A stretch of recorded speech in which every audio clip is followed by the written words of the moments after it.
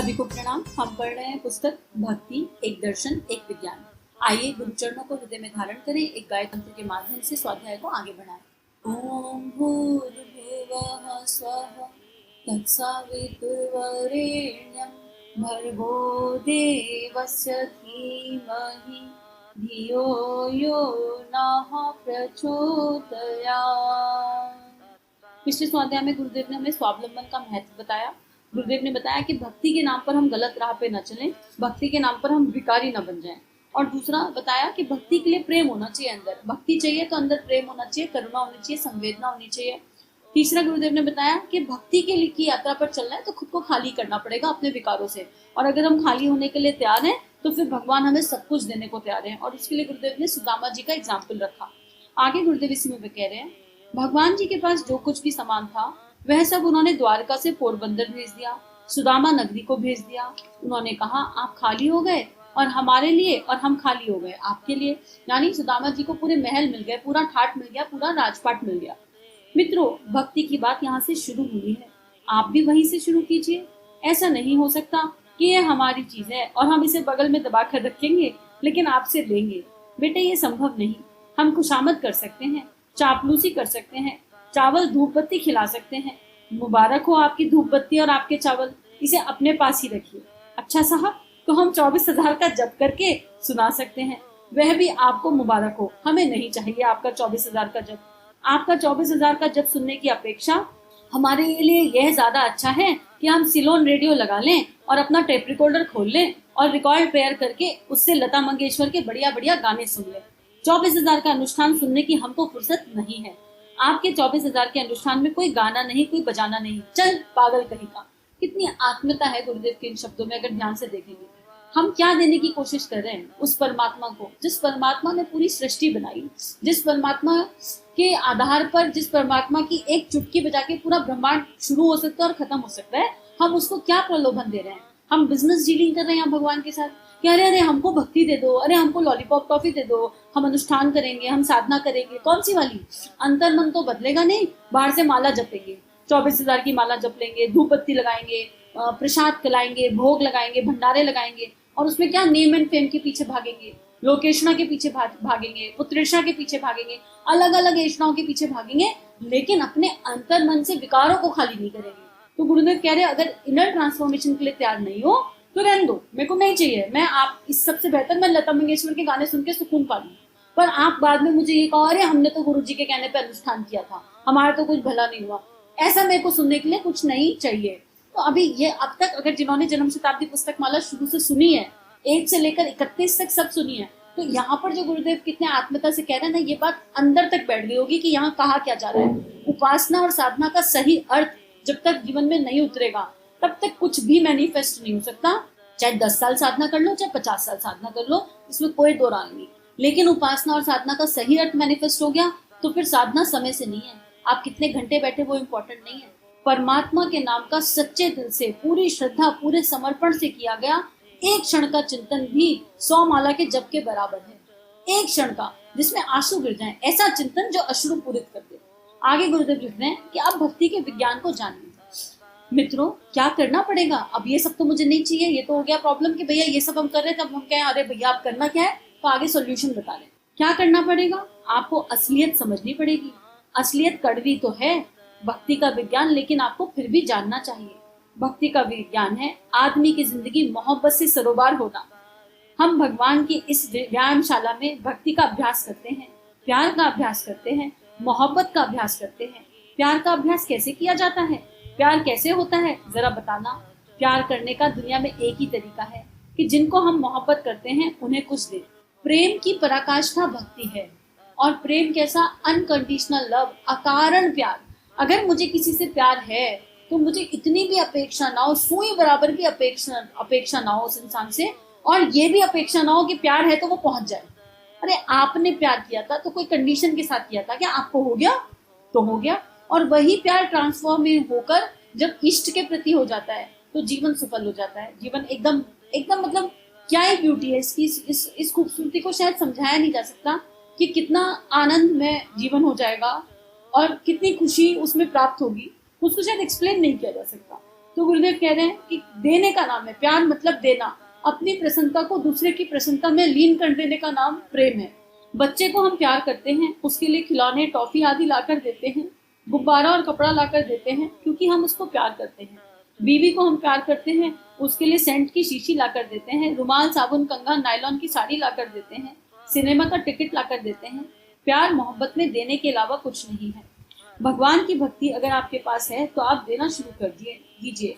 जैसे हम धूपबत्ती, चंदन, रोली, मिष्ठान, फूल आदि लाकर देते हैं, दीजिए। देने से शुरू होती है भगवान की भक्ति। भक्ति का मतलब है मोहब्बत, और मोहब्बत का मतलब है देना, प्रेम अर्थात देना। अब ये वाला जो प्यार है, इसकी गुरुदेव आगे साइंस बताएंगे कि देना है, लेकिन देने के बाद कुछ पाने की इच्छा नहीं रखनी है। हम तो अगर बीवी को 4 चीज लाकर दे रहे हैं तो बदले में 100 अपेक्षाएं। बच्चे के जन्म होने से पहले ही अपेक्षा हो जाती है मेरा बुढ़ापे का सहारा। अरे तो इसलिए पैदा किया था कि आपके बुढ़ापे का सहारा था, कि एक श्रेष्ठ चेतना को पैदा किया था जो समाज के काम आ सके। अब विचार कर लो। लेकिन बच्चा जन्म लेने से पहले बुढ़ापे का सहारा बन जाता है, और फिर वही बच्चा बड़ा होकर जब आपके हिसाब से नहीं चलता और अपनी राह चुन लेता है तो उससे 100 कंप्लेन हो जाती है। फिर कह देते हैं अरे तेरे लिए इतना किया, तो उसके लिए इसलिए किया था कि आप उससे सूद समेत वसूल लो सब कुछ। तो फिर प्यार ही कहाँ किया, फिर तो ममता में भी मिलावट हो गई। आगे गुरुदेव लिख रहे हैं, मित्रों जब हम देना शुरू करते हैं तो क्या हो जाता है, हमारा वो अधिकार हो जाता है पाने के लिए हम अपने आप को पात्र साबित कर सकें। हम नाक से गंदी हवा निकाल देते हैं तो इस बात के अधिकारी हो जाते हैं कि हमको नई सांस वाली मिले। पेट में से हम भरे हुए मल को निकाल देते हैं तो इस बात के अधिकारी हो जाते हैं कि हम नई खुराक पाए। नई खुराक पाने के लिए देना आवश्यक है। पेड़ पुराने पत्ते जब गिरा देता है तो बाद में मिलती है नई कोपले। नहीं साहब, हमको कोपले दे दीजिए पर हम पुराने पत्ते नहीं गिराएंगे।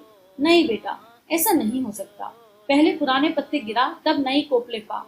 नहीं साहब, हम पुराने पत्ते कायम रखेंगे और नई कोपले भी देंगे। ऐसा नहीं हो सकता। हम आपको बढ़िया से बढ़िया नई कोपले देंगे, लेकिन पहले पत्ते गिराकर दिखाइए। नहीं साहब, पुराने पत्ते हम नहीं गिरा सकते।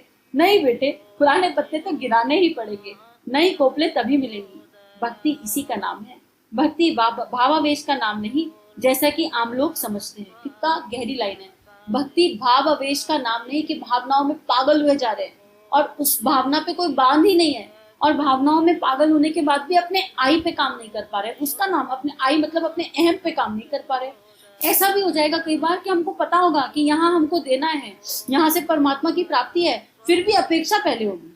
बिना अपेक्षा के वहां भी प्यार नहीं कर सकते। तो अगर हमने प्यार किया और अपेक्षा वाला किया तो क्या ही है। पहले खुद को खाली तो करने की, इस रास्ते पे चलें, पहले खुद को खाली करने का प्रयास तो करें। प्रयास करेंगे तो वो परमात्मा साथ है और इतना इतना रिजल्ट मिलेगा। एक कदम हम चलते हैं तो 100 कदम वो परमात्मा हमारी तरफ बढ़ाता है। लेकिन साहस से पहले हाँ तो कहें। विवेकानंद जी ने समर्पण किया, उन्होंने कहा कि हाँ मैं तैयार हूँ, केवल इतना कहा। अर्जुन ने कहा हाँ मैं तैयार हूँ, जो आप बोलोगे वो मैं करूंगा।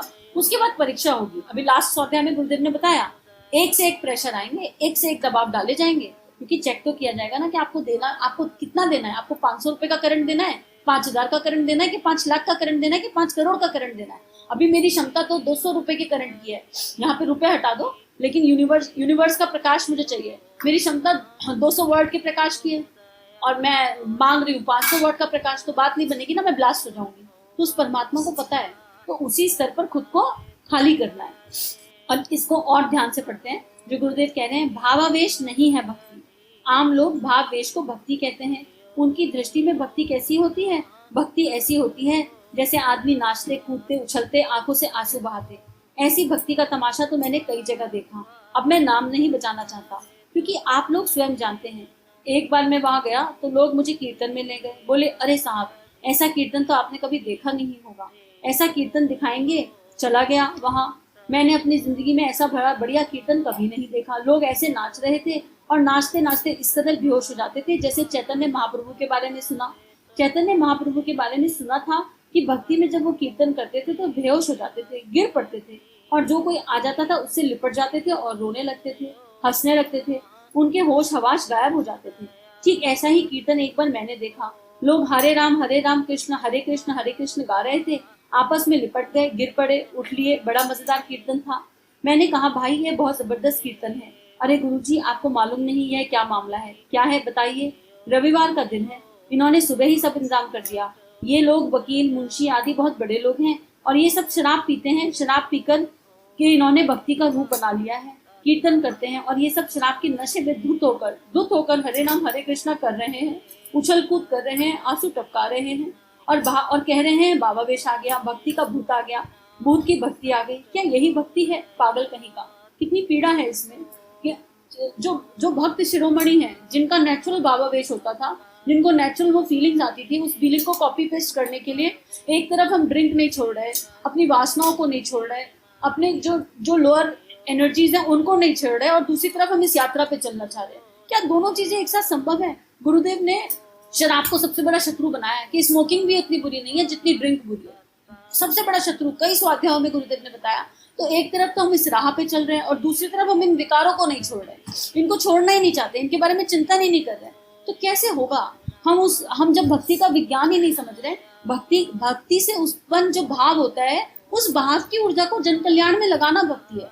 भक्त ऐसा होता है कि उसके एनर्जी में कोई भी आ जाए तो उसका जीवन साधना में हो जाए, उसके जीवन में साधना कूट कूट के बढ़ जाए, तब आपकी भक्ति में दम है।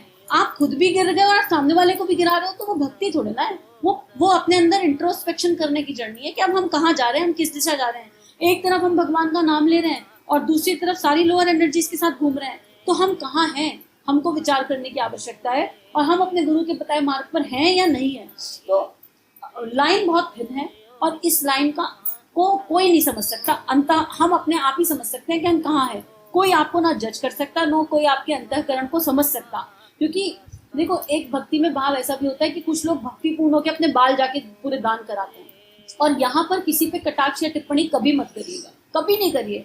हमें सामने वाले के अंतःकरण का, उसके मन का नहीं पता कि उसका भगवान से क्या संपर्क हुआ है, क्या बात उसने भगवान से करी अपने, और किस भाव में जाकर दिया। अगर वो कर्मकांड के स्तर पर है तो भगवान देख लेंगे, और अगर वो सच्चे भक्त हैं तो भगवान देख लेंगे। किसी का अंतःकरण कोई झांक कर नहीं देख सकता, लेकिन हम खुद का अंतःकरण तो झांक कर देख सकते हैं। तो आज से 11 दिन बस यही साधना कीजिए कि अपने अंदर मन में बैठ जाइए कि हमारी राह सही है या नहीं, क्या हम अपने गुरु के बताए हुए राह पर चल रहे हैं, और अंदर जरा भी ऐसा मिले कि नहीं कुछ गड़बड़ कर रहे हैं, तो अभी के अभी ट्रांसफॉर्म कर लीजिए, उस रास्ते को छोड़कर सही और उचित रास्ता पकड़ लीजिए।